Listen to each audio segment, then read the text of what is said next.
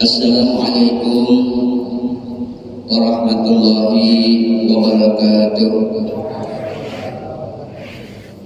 Bismillahirrahmanirrahim. Alhamdulillah rabbil alamin.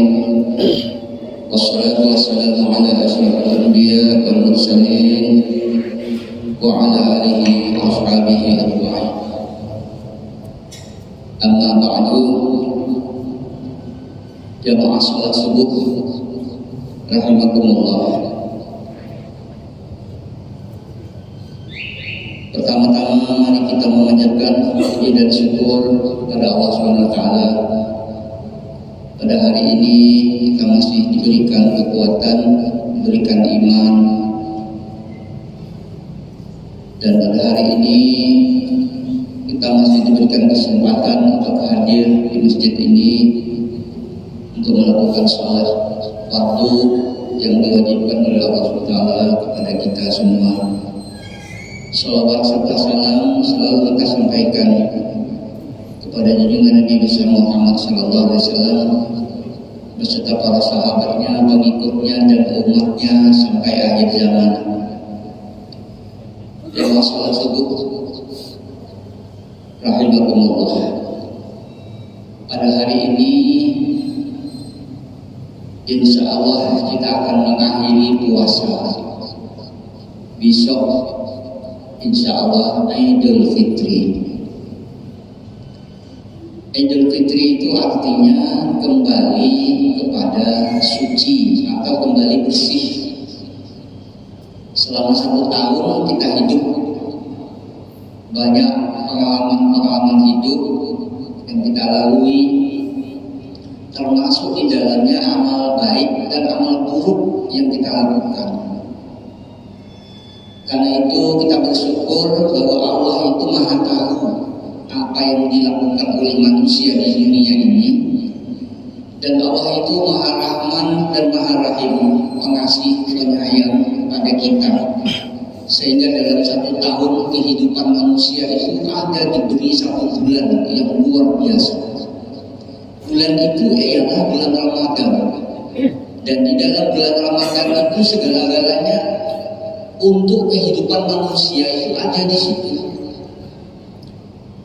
Bulan Ramadan dilipat gandakan amal ibadah, dosa diampuni, Quran diturunkan di bulan Ramadan. Selama bulan Ramadan ini beruntunglah dan berbahagialah orang yang sempat menggunakan waktu Ramadan itu dengan sebaik-baiknya. Yang digunakan dalam bulan Ramadan sebaik-baiknya itu apa? Berdoa, meminta, dan bertaubat dari segala dosa. Kalau tidak sempat menggunakan, banyak sia-sia, banyak hura-huranya, sholat tarawihnya tidak, puasanya tidak. Itu adalah kerugian yang luar biasa. Hidup manusia itu kan hanya umurnya 1 tahun, nanti 1 tahun selesai, dan belakang sambung lagi 1 tahun, nanti belakang sambung lagi 1 tahun, hanya sampai 70 tahun. Nah, karena itu bulan puasa telah kita lalui. Di situ banyak pengalaman-pengalaman hidup bagi orang yang mau berpikir. Kalau tidak mau pikir ya udah selesai, ya hidup ya hidup. 1 tahun kita hidup. Nah, bulan puasa ini, di situ bulan yang mengingatkan kita, dan di situ juga bulan diberikan oleh Allah kelebihan. Selama 11 bulan kita banyak melakukan perbuatan dosa. Ramadan, taubat. Artinya taubat itu menyesali apa yang dilakukan pada tahun-tahun yang lalu. Contohnya umpamanya tahun lalu sebayangnya malas, sedekah belakang, ngaji apalagi. Setelah bulan puasa selama 29 malam, para mubalik, para ustaz berdiri di sini memberikan ceramah, nasihat. Malam, pagi, subuh, diisi. Jiwanya manusia ini diisi, diceramahi. Kira-kira selama 29 hari terakhir hari ini, apa yang kita peroleh, apa yang kita cerna dari ucapan-ucapan para ustaz? Lalu kalau kita sudah mengambil apa yang telah dipelajari, apa yang telah disampaikan oleh para penceramah di sini, kita ambil, kita amalkan, kita akan beruntung dan kita akan berbahagia. Sehingga apabila dalam bulan puasa ini kita lakukan dengan sebaik-baiknya, kita manfaatkan dengan sebaik-baiknya, bertobat kepada Allah dari segala dosa, maka tanggal 1 Syawal itu Idul Fitri kembali kepada suci, bersih seperti kertas. Kita tidak punya dosa lagi, habis sudah dosa-dosa kita ini. Nah karena itu tadi malam sudah sampaikan bahwa setelah puasa Syawal, setelah puasa Ramadan ini ada lagi puasa Syawal. Itu tujuannya apa? Supaya pahalanya itu sama dengan orang puasa 1 tahun. Kita hidup bukan mencari pahala, tapi itu sunnah Nabi. Dan karena itu Allah Subhanahu wa Ta'ala mengingatkan, dan ada sebuah hadis, nikmat yang diberi Allah itu perlu kita ingat-ingat. Allah memberikan kita rumah, alhamdulillah, bukan menyebut-nyebut, bukan menghitung-hitung. Tanahku di Tengarum sekian kapling, di Bontang 2 kapling, Samarinda punya rumah 1, mobilnya 13. Hatinya itu ingat kepada Allah, bukan aku paling kaya di sana, paling banyak hartaku, tidak. Tapi di situ dalam Allah disebut ashkur akfur, dengan harta yang diberikan oleh Allah kepada kita ini. Apakah kalian itu bersyukur atau kita kufur dengan nikmat? Kita menyebut-nyebut itu para sahabat, para ulama boleh menyebut hartaku segini, hartaku. Tapi ingat jangan takabur. Alhamdulillah ya Allah, Engkau berikan nikmat banyak sekali, tidak bisa aku hitung banyaknya. Itu boleh mengingat-ingat atau menyebut-nyebut di hati sendiri. Jangan cerita, aku punya rumah di sini, aku punya tanah di sini, aku punya ini, punya itu. Timbul asaliah. Apalagi jangan macam-macam. Ini orang paling kaya di sana. Ini sudah tidak benar. Alhamdulillah ya Allah. Apalagi kita umpamanya, saya pernah ditanya ini salah seorang jamaah dulu, kok kok kalau habis salat isya saya sujud lagi, sujud apa itu? Ya, hanya saya jelaskan berbisik-bisik, Pak, ini sujud syukur Pak. Hari ini alhamdulillah saya sudah bisa salat 5 waktu sampai isya masih diberikan umur panjang. Nabi Isa sujud syukur.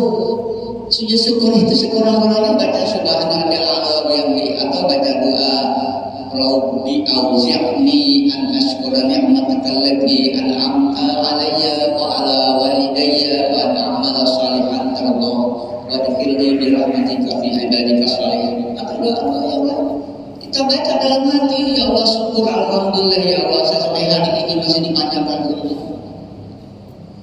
Nah begitulah hendaknya kita setiap hari itu ingat kepada Allah, ingat kepada yang memberi kita ini. 24 jam kita diberi Tuhan ini. Apa Pak yang gratis? Bernapas. Coba lihat saudara-saudara kita yang tersungkur di rumah sakit, yang tidak bisa bernapas pakai oksigen itu berapa harganya 1 tabung?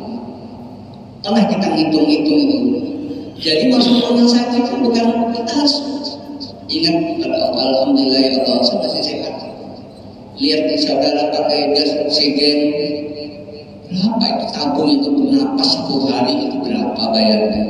Sementara kita ini sehat, mau kemana saja bisa bebas, udaranya gratis tidak bayar.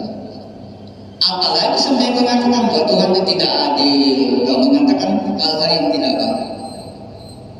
Oleh karena itu Allah Subhanahu wa Ta'ala memberikan kita nikmat sehingga disebutkan dalam Al-Quran wa in ta'uddu ni'matallahi la tuhsuha. Kalau kalian mau menghitung nikmatnya Allah itu tidak sanggup menghitung nikmat Allah itu luar biasa banyaknya. Yang bisa dihitung itu yang kelihatan aja. Rumah berapa harganya? Ini mobil berapa harganya. Malah biasanya menghitung-hitung itu untuk mengeluarkan zakat. Harga dagangan di pasar dihitung berapa. Si warung tidak pernah dihitung. Yang dihitung itu kalau bisa yang kecil-kecil aja, yang besar-besar tidak dihitung. Kadang-kadang kita tidak adil dengan diri kita sendiri. Yang dilihat itu kejelekan Allah saja. Ini seperti contoh ya. Kita ini sudah 1 tahun lebih Pak, musibah COVID-19 ini tidak pernah selesai. Wabah itu turun bagi kita yang beriman. Kita harus mengingatkan dan meyakini bahwa Allah itulah yang menghadapi segala-galanya. Dan hujan dan cobaan itu tidak akan datang kecuali akibat dosa kita. Kita itu banyak sekali dosa. Karena keberatan dosanya Allah. Ingat, hidup itu tidak selamanya. Hidup itu suatu saat akan kembali. Hidup itu suatu saat akan dipertanggungjawabkan semua apa yang dimiliki kita di dunia ini. Sehingga Nabi mengingatkan dalam sebuah hadis, nanti akan ditanyai yus'alu an-arba'in. Yang ditanya yang pertama adalah tubuh kita ini kemana kita gunakan selama ini. Umur kemana digunakan. Termasuk orang yang berilmu, ilmu itu kemana kita gunakan. Apakah ilmu itu ceramah sana sini, mau cari duit, nanti pulangnya dikasih amplop. Itu ustaz yang tidak ikhlas ceramah, ada niatnya di hati, minta duit, minta amplop. Ini saya bukan nengok para ustaz ya. Mudah-mudahan kita semua jadi orang yang ikhlas kan. Jadi mengingat-ingat. Terus harta yang dimiliki itu dari mana kita dapat, kemana kita gunakan? Sumbernya dari mana, kemana kita pergunakan, kemana kita manfaatkan? Lalu Allah berikan nikmat yang luar biasa kepada kita, ini sehat, hidup. Kita sehat. Dengan sehat modal itulah apa yang ingin kita lakukan di dunia ini bisa akan terlaksana. Tapi kalau sudah sakit Pak, nanti doanya ya Allah, kalau aku sehat aku begini. Saya sering mengunjungi teman-teman dulu ya. Setelah COVID, zaman COVID ini takut masuk rumah sakit Pak. Bukan kita takut sama COVID ya, karena di rumah sakit itu banyak penyakit macam-macam gitu. Dan kita jaga diri kita supaya jangan ketularan gitu saja. Kalau sudah sakit, baru omongannya apa? Pak, minta doa Pak ya, doakan aku mudah cepat sembuh. Tapi ternyata tidak lama. Habis doa minta doa itu apa lagi? Lalu di situ ngomong, jika seandainya aku sehat, saya akan menyumbang untuk masjid, aku mau berbaik itu. Tapi kehendak Allah lain. 2 hari bisa datang. Innalillahi wa inna ilaihi raji'un. Makanya Nabi sering mengingatkan kita gunakan sehat sebelum sakit. Umur sehat ini manfaatkan dengan sebaik-baiknya. Nah, di samping beramal yang wajib yang diperintahkan oleh Allah, seperti puasa, salat 5 waktu, berzakat, ini terkumpul semua di dalam bulan puasa ini. Zakatnya ada di bulan puasa, salatnya ya sudah, puasanya lagi. Terus apa yang telah diberikan oleh Allah kepada kita, yang banyaknya tidak bisa kita hitung, dan itu kita syukuri.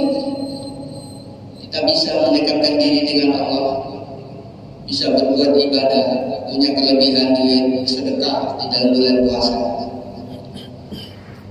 Dan itu semua pemberian yang diberikan oleh Allah. Termasuk tadi COVID-19 sampai hari ini itu belum selesai. Itu ujian bagi kita. Ingat atau tidak? Biasanya orang kalau sudah enak itu lupa. Tapi kalau dicoba begini, pada doanya panjang. Karena kalau sudah masuk rumah sakit, ya Allah, di Quran itu sering diulang-ulang itu. Wa idza an'amna 'alal insan a'rada wa na'a bi janibi. Apabila manusia itu diberi Tuhan nikmat, sudah enggak. Ini saya bekerja, ini punya saya, ini punya saya, ini punya saya. Wa idza massahu syarru fadhu a'in. Apabila ditimpakan musibah, sakit, musibah yang seperti ini juga fadhu a'in, maka mereka punya doa yang panjang. Mengangan-angan, jika seandainya aku begini, aku akan begini. Karena itu kata Nabi, gunakan kesempatan sehat sebelum sakit, muda sebelum tua, masih lapang sebelum sibuk, masih punya duit sebelum jadi orang miskin. Ada punya duit, manfaatkan. Sedekah, alhamdulillah ya, kita di masjid ini luar biasa. Banyak sekali saudara-saudara kita yang tidak merasa segan mengeluarkan untuk pembangunan masjid, termasuk perbaikan-perbaikan yang kita lakukan saat ini. Semoga Allah selalu memberkahi, merahmati kita semua. Bapak hadirin sekalian yang saya hormati, yang terakhir dalam kuliah subuh pada hari ini, mari kita tingkatkan iman dan takwa kita. Kita kembali kepada suci Idul Fitri, kembali kepada fitrah, kembali bersih dengan catatan kita harus berdoa, bertobat kepada Allah dari segala dosa. Dan mari kita tulis lembar kembali kehidupan di tahun berikutnya. Setelah tanggal 1 Syawal kita mulai lagi hidup baru, dan hidup baru itulah yang harus kita isi dengan sebaik-baiknya. Yang harus kita ketahui bahwa di dalam diri kita ini ada musuh kita yang selalu menggoda kita, yaitu syaitan. Syaitan itu sejak zaman Nabi Adam diciptakan itu sudah menjadi musuh kita. Karena pada waktu itu Nabi Adam diciptakan oleh Allah, itu berunding dengan malaikat. Inni ja'ilun fil ardi khalifah. Allah memanggil para malaikat, aku ingin menjadikan manusia di muka bumi ini. Para malaikat menjawab, qalu ataj'alu fiha may yufsidu fiha wa yasfiku dima. Malaikat berkata, ya Allah, apakah tidak engkau jadikan manusia di muka bumi ini nanti akan menumpahkan darah, membuat permusuhan? Oleh Allah langsung dipatok, ini a'lamu malakan, aku lebih tahu daripada apa yang kamu tidak tahu.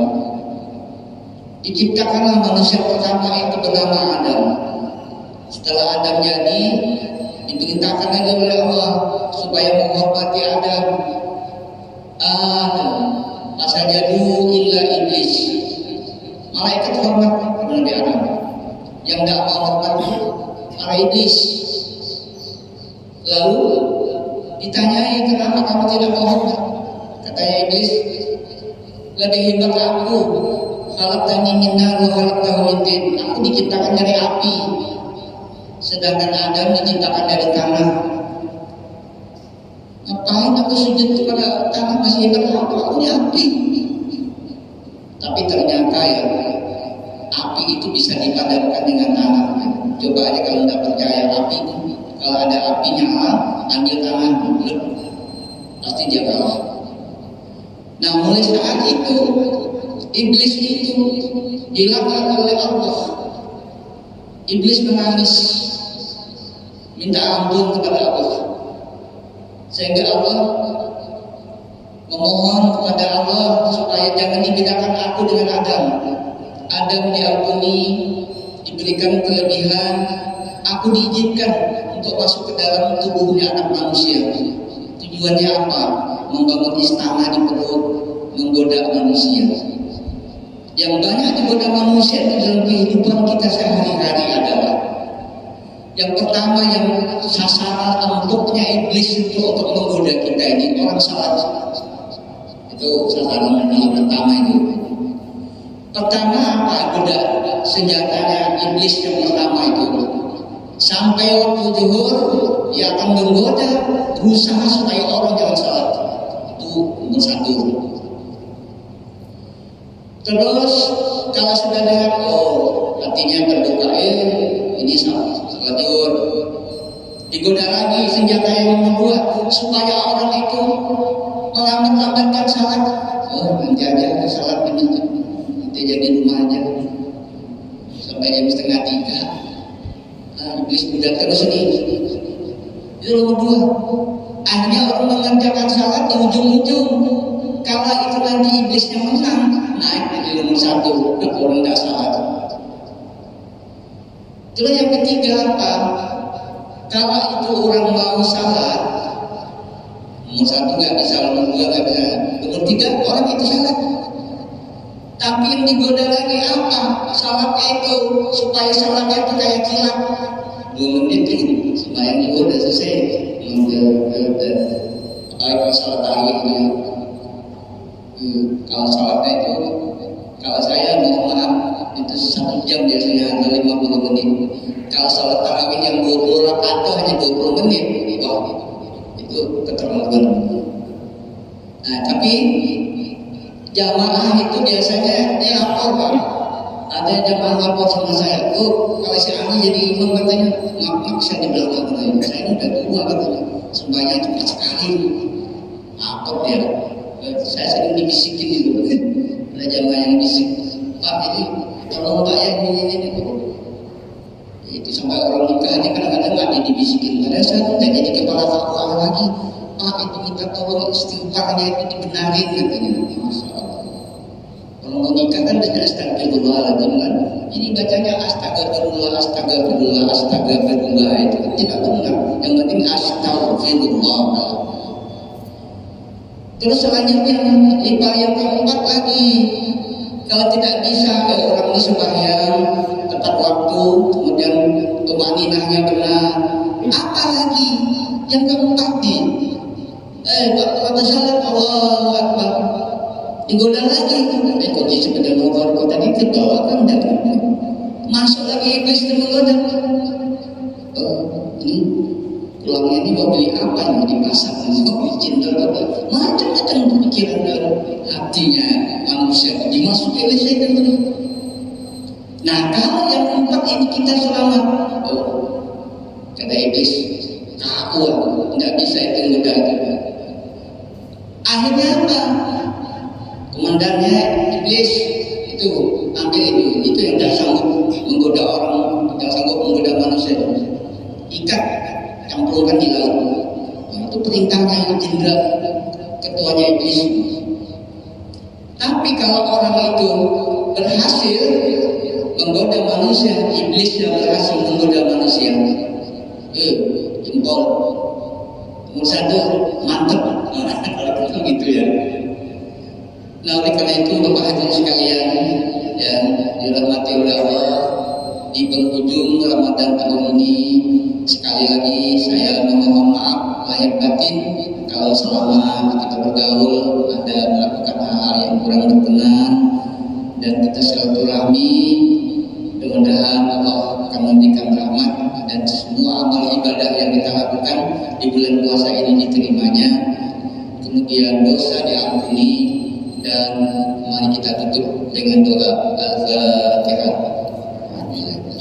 Bismillahirrahmanirrahim. Iyyaka na'budu wa iyyaka nasta'in. Shiratal ladzina an'amta 'alaihim. Bismillahirrahmanirrahim. Alhamdulillahirabbil alamin. Wassalatu wassalamu ala asyrofil anbiya'i wal mursalin wa ala alihi wa ashabihi ajma'in. Allahumma ya muhammil al-ahwal awil halana ila ahsanil hal. Allahumma yassir umurana umurad dunya wal akhirah. Allahumma taqabbal salatana wa qiyamana wa ruku'ana wa sujudana wa tadarru'ana wa tamim taksirana wa taqabbal taubatana wa ghfir junubana wa aslih ahwalana wa anil khairi qaribna wa anil syarri fab'idna. Ya Allah, Ya Rahman, Ya Rahim, Kami memohon rahmat dan hidayah-Mu. Kami memohon petunjuk dan bimbingan. Kami ini lemah tidak berdaya. Kami ini tidak mempunyai kekuatan apa-apa kecuali apa yang telah Engkau titipkan kepada kami. Di penghujung Ramadan tahun ini, dengan segala kerendahan hati, kami memohon rahmat dan kasih sayang-Mu. Terimalah amal ibadah kami, ibadah puasa, salat 5 waktu, salat sunat, tasbih, zikir, dan bacaan Al-Quran. Semoga dengan apa yang kami lakukan itu menambah kekuatan iman dan kekuatan batin kami. Hiasi hidup kami dengan berzikir kepada-Mu, membaca Al-Quran, membaca salawat, istighfar, tahmid, takbir, tasbih. Ya Allah, ya Rahman, ya Rahim, perbaiki keadaan kami, lindungi kami ya Allah dari fitnahan hidup. Ya Allah, COVID-19 yang sampai hari ini belum berakhir. Semua itu adalah datangnya dari Engkau, dan Engkau pula yang akan mengambil penyakit ini. Kami ini hanya memohon ridha dan petunjuk-Mu. Kami mengharapkan rahmat dan kasih sayang-Mu. Tidak ada di dunia ini yang sanggup menandingi-Mu. Tidak ada di dunia ini yang sanggup menghilangkan sesuatu apapun kecuali dengan izin-Mu. Yassir umurana ya Allah, mudahkan segala urusan kami di dunia ini. Jadikan hati kami ini selalu tenang dan dekat dengan-Mu. Kami berlindung kepada-Mu ya Allah dari fitnahan hidup, ujian yang bermacam-macam yang kami tidak sanggup untuk memikulnya. Rabbana taqabbal minna innaka antas samiul alim wa tub 'alaina innaka antat tawwabur rahim. Rabbana atina fid dunya hasanah wa fil akhirati hasanah wa qina adzabannar. Wa sallallahu ala sayyidina Muhammadin subhana rabbika rabbil izzati 'amma yasifun wa salamun alal mursalin walhamdulillahi rabbil alamin. Taqabbalallahu minkum. Kurang lebih mohon maaf. Assalamualaikum warahmatullahi wabarakatuh.